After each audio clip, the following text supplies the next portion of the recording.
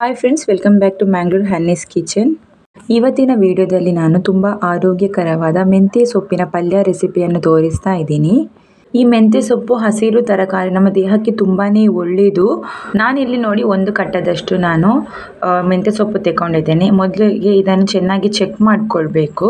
ಅದರಲ್ಲಿ ಬೇರೆ ಎಲೆಗಳು ಹಾಗೆಲ್ಲ ಇರುತ್ತಲ್ವ, ಅದನ್ನು ಬೇರು ಸಮೇತ ಕಟ್ ಮಾಡಿ ನಾನು ತೆಗೆದು ಬೇರೆ ಇಟ್ಟಿದ್ದೇನೆ. ಆಮೇಲೆ ನೋಡಿ ಒಮ್ಮೆ ಚೆನ್ನಾಗಿ ತೊಳಿಬೇಕಾಯ್ತಾ, ಒಂದು 4ರಿಂದ 5 ಸಲ ಅದು ಚೆನ್ನಾಗಿ ತೊಳಿಬೇಕು. ಆಮೇಲೆ ನಾನು ಸಣ್ಣ ಸಣ್ಣದಾಗಿ ಕಟ್ ಮಾಡಿ ತೆಗೊಂಡಿದ್ದೇನೆ. ನಾನಿಲ್ಲಿ 2 ನೀರುಳ್ಳಿ ಹಾಗೆ 1 ಟೊಮೆಟೊ ತೆಗೊಂಡಿದ್ದೇನೆ.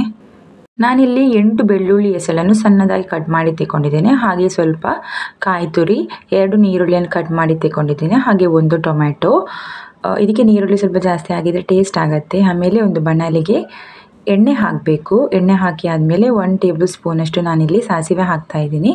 ಸಾಸಿವೆ ಸಿಡಿದಾದಮೇಲೆ ನಾವಿಲ್ಲಿ ಉದ್ದಿನಬೇಳೆ ಹಾಕಬೇಕು. 1.5 ಚಮಚದಷ್ಟು ನಾನಿಲ್ಲಿ ಉದ್ದಿನಬೇಳೆ ಹಾಕಿದ್ದೀನಿ.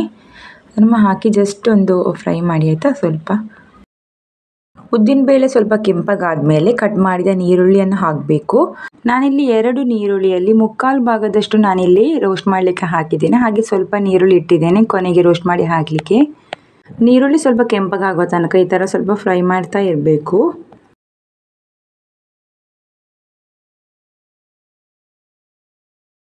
ಈರುಳ್ಳಿ ಸ್ವಲ್ಪ ಬಿಸಿ ಆದಮೇಲೆ ನಾವು ಟೊಮೆಟೊವನ್ನು ಹಾಕಬೇಕು.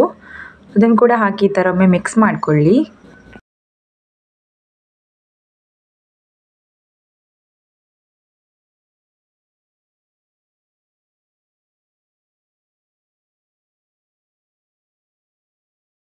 ಟೊಮೆಟೊ ಸ್ವಲ್ಪ ಸಾಫ್ಟ್ ಆಗೋ ತನಕ ಲಿಡ್ ಕ್ಲೋಸ್ ಮಾಡಿ ಇಡಿ ಆಯಿತಾ. ಸ್ವಲ್ಪ ಒಂದು ನಿಮಿಷ ನೋಡಿ. ಆಮೇಲೆ ಒಮ್ಮೆ ಈ ಥರ ಮಿಕ್ಸ್ ಮಾಡಿಕೊಳ್ಳಿ.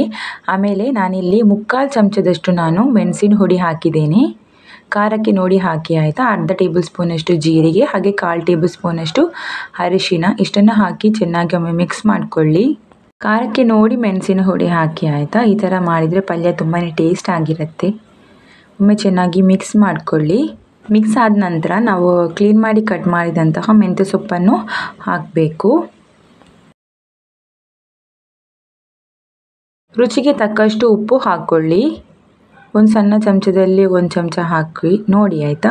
ನೋಡಿ ಆಮೇಲೆ ಒಮ್ಮೆ ಚೆನ್ನಾಗಿ ಮಿಕ್ಸ್ ಮಾಡ್ಕೊಳ್ಳಿ. ಈ ಮೆಂತ್ಯ ಸೊಪ್ಪಿಂದ ತುಂಬಾ ದೇಹಕ್ಕೆ ಉಪಕಾರಿಯಾಗಿದೆ. ಹಾಗೆ ಇದರಿಂದ ನಮ್ಮದು ಕೂದಲು ಹಾಗೆ ಸ್ಕಿನ್ನಿಗೆಲ್ಲ ತುಂಬಾ ಒಳ್ಳೆಯದು. ಹಾಗೆ ಇದು ಕೊಲೆಸ್ಟ್ರಾಲ್ ಕಡಿಮೆ ಮಾಡಿ ಶುಗರ್ ಪೇಷಂಟ್ನವರಿಗೆಲ್ಲ ಇದು ತುಂಬಾ ಒಳ್ಳೆಯದು. ನಾವಿಲ್ಲಿ ನೀರೇನು ಹಾಕಲಿಕ್ಕಿಲ್ಲ, ಅದಾಗೆ ನೀರು ಬಿಡತ್ತೆ. ನೀರೇನು ಹಾಕಲಿಕ್ಕೆ ಹೋಗಬೇಡಿ. ಆಮೇಲೆ ಸ್ವಲ್ಪ ಲಿಡ್ ಕ್ಲೋಸ್ ಮಾಡಿ ಇಡಿ ಆಯಿತಾ. ಅದು ಸ್ವಲ್ಪ ಹೊತ್ತು ಬೇಯಬೇಕು. ಆಮೇಲೆ ಬೇರೆ ಪಾತ್ರೆಯಲ್ಲಿ ನಾವು ಕಾಯಿ ತುರಿ ತಗೊಂಡಿದ್ವಿ, ಅದನ್ನು ಸ್ವಲ್ಪ ಡ್ರೈ ರೋಸ್ಟ್ ಮಾಡಬೇಕಾಯ್ತಾ. ಅದಕ್ಕೆ ಸ್ವಲ್ಪ ನೀರುಳ್ಳಿ, ನಾನಲ್ಲಿ ಕಟ್ ಮಾಡಿದ ಸ್ವಲ್ಪ ನೀರುಳ್ಳಿಯನ್ನು ತೆಗೆದಿಟ್ಟಿದ್ದೇನೆ. ಅದು ಹಾಗೆ ಬೆಳ್ಳುಳ್ಳಿಯನ್ನು ಇಲ್ಲಿ ನಾನು ಸ್ವಲ್ಪ ರೋಸ್ಟ್ ಮಾಡಿ ಹಾಕ್ತಾ ಇದ್ದೀನಿ. ನೋಡಿ ಈಗ ಇದು ಬೇಯ್ತಾ ಬಂದಿದೆ. ಈಗ ನಾನು ರೋಸ್ಟ್ ಮಾಡಿದಂತಹ ಕಾಯಿ ತುರಿ, ನೀರುಳ್ಳಿ ಹಾಗೆ ಬೆಳ್ಳುಳ್ಳಿಯನ್ನು ಹಾಕ್ತಾ ಇದ್ದೀನಿ. ಒಮ್ಮೆ ಚೆನ್ನಾಗಿ ಮಿಕ್ಸ್ ಮಾಡಿಕೊಳ್ಳಿ.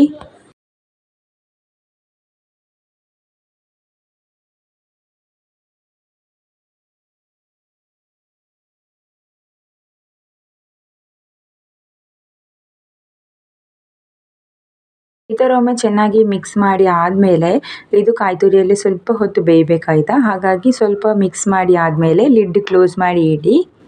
ಸ್ವಲ್ಪ ಹೊತ್ತು ಇದರಲ್ಲಿ ಬೇಯಬೇಕು. ಆಗ ನಮ್ಮದು ಮೆಂತ್ಯ ಸೊಪ್ಪು ರೆಡಿ ಆಗುತ್ತೆ. ನೀವು ನೋಡ್ಬೋದು ನಮ್ಮದು ಮೆಂತ್ಯ ಸೊಪ್ಪು ರೆಡಿ ಆಗಿದೆ. ತುಂಬಾ ಹೆಲ್ದಿ ರೆಸಿಪಿ ಇದು. ರೆಸಿಪಿ ಇಷ್ಟ ಆದರೆ ಪ್ಲೀಸ್ ಲೈಕ್ ಮಾಡಿ, ಶೇರ್ ಮಾಡಿ. ಹಾಗೆ ಯಾರೆಲ್ಲ ಚಾನಲ್ ಹೊಸದಾಗಿ ನೋಡ್ತಿದ್ದೀರಿ ಚಾನಲ್ ಪ್ಲೀಸ್ ಸಬ್ಸ್ಕ್ರೈಬ್ ಮಾಡಿ. Thank you.